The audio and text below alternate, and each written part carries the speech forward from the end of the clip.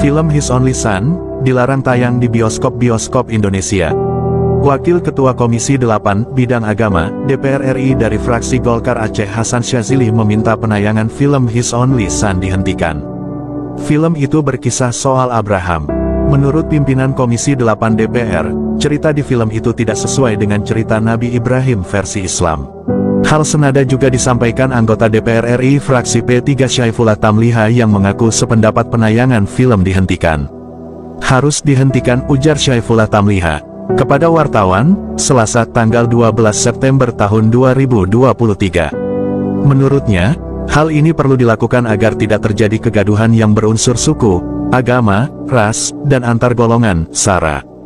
Terlebih menurutnya saat ini akan memasuki tahapan pemilu. Rencana pelarangan pemutaran film His Only Son oleh para pimpinan DPR RI mendapat kecaman dari warganet Indonesia.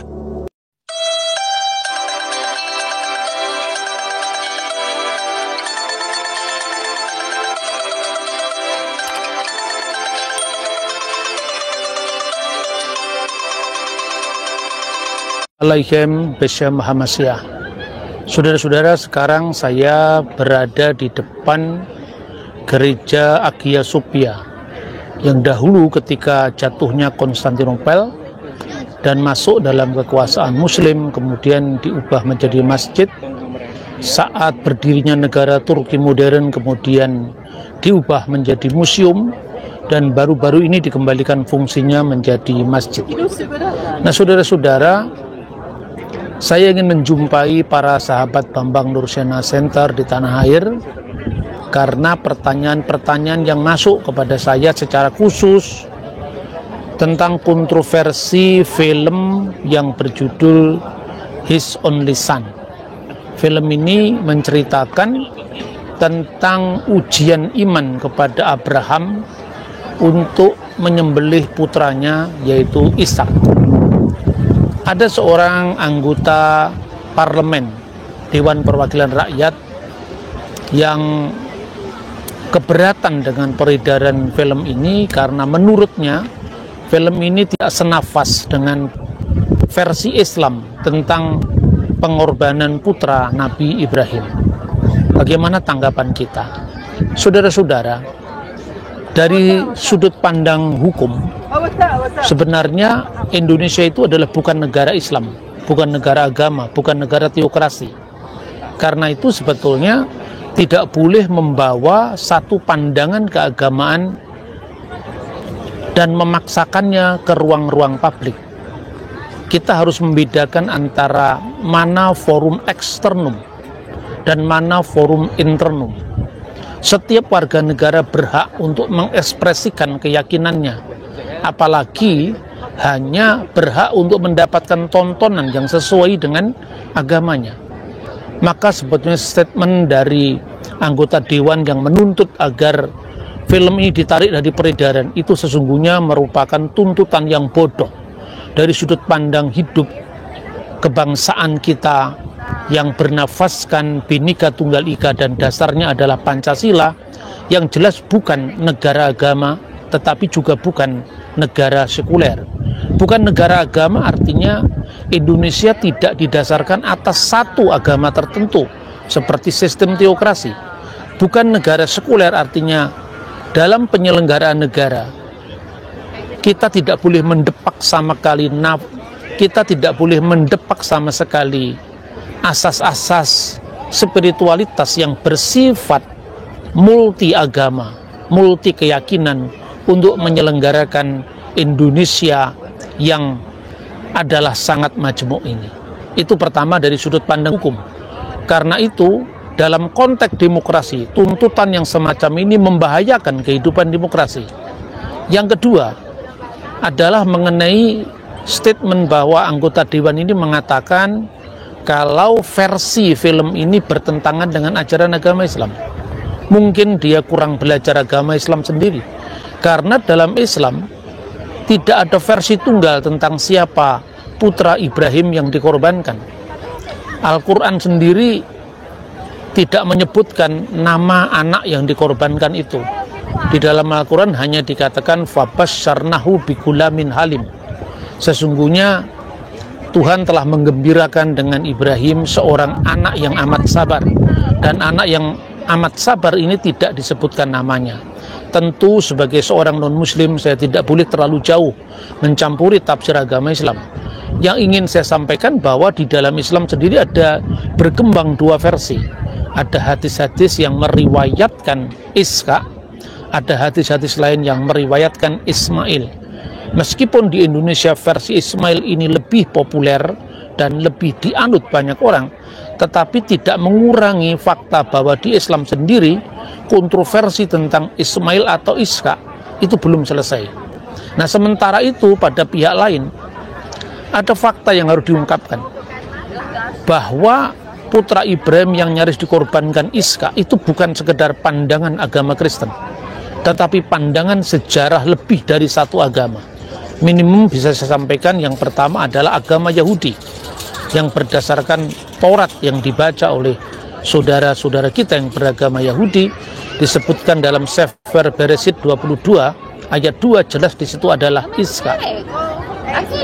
Naskah kuno manapun menyebut itu adalah Iska. Misalnya naskah yang paling kuno yang ditemukan di gua keempat yang dikenal dengan naskah-naskah Laut Mati atau The Dead Sea Scroll. Dalam tayangan saya beberapa minggu lalu sudah saya buktikan bahwa di situ terungkap bahwa yang nyaris dikorbankan adalah Iska.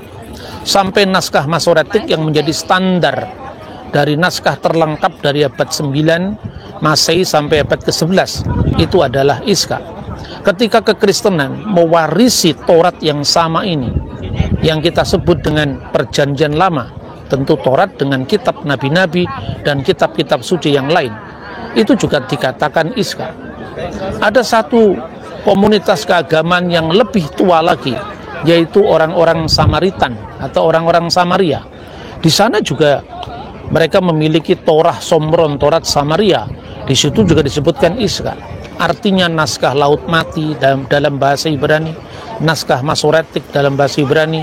Naskah Laut Mati berasal dari abad kedua sebelum Masehi. Naskah Masoretik berasal dari abad 10 setelah Masehi.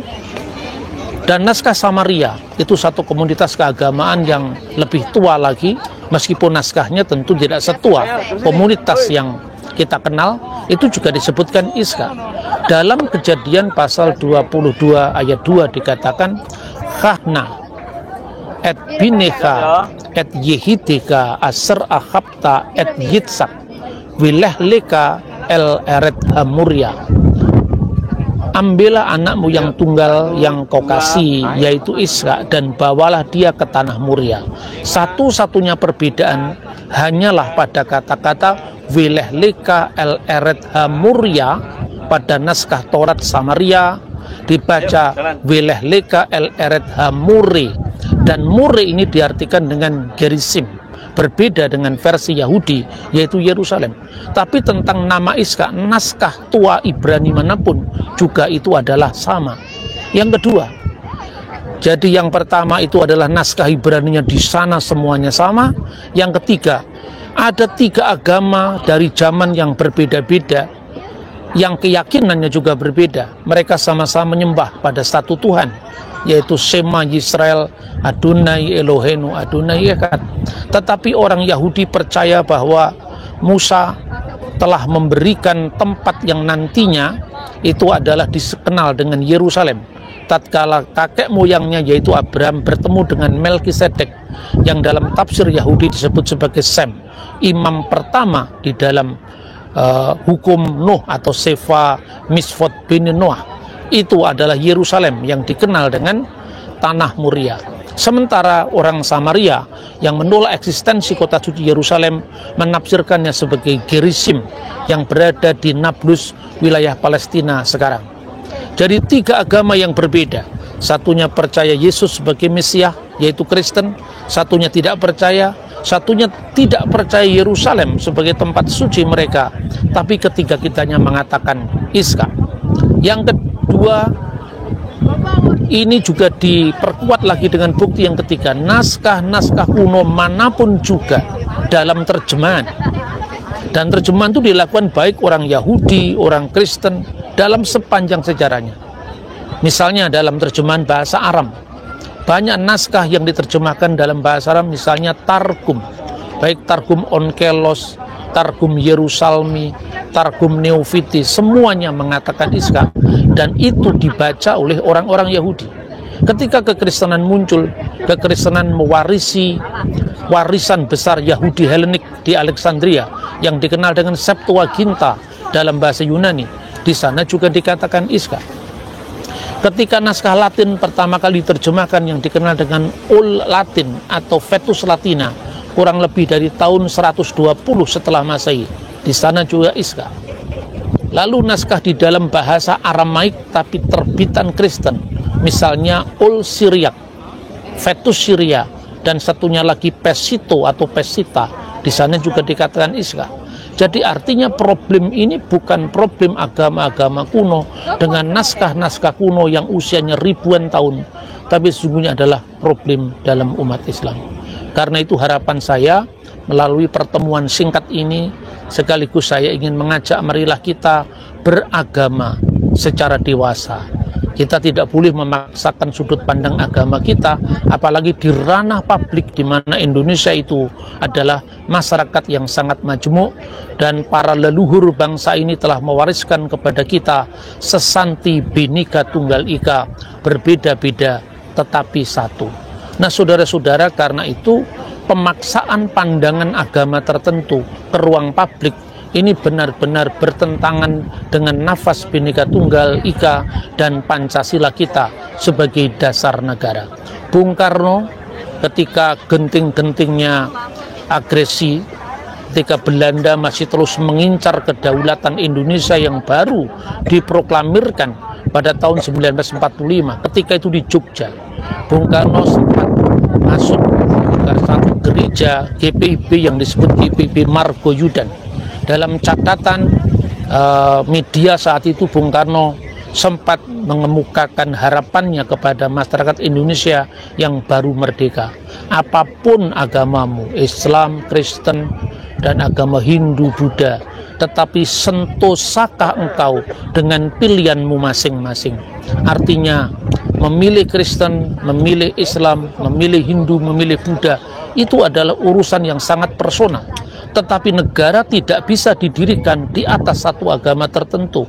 Itulah hakikat daripada pilihan kita, ideologi negara, dasar negara kita, yaitu Pancasila yang dibangun di atas fakta kemajemukan masyarakat kita, yaitu Bhinneka Tunggal Ika, sebuah living reality, kenyataan hidup selama berabad-abad, dan itu yang mencirikan keindonesiaan kita. Karena itu saudara-saudara, marilah kita beriman dengan sentosa pilihan kita masing-masing. Sentosakah engkau dengan pilihan agamamu? Jangan meminta bantuan negara untuk nyetop peredaran sebuah film. Setiap masyarakat Indonesia apapun agamanya berhak mendapatkan tontonan sekaligus tuntunan dari imannya.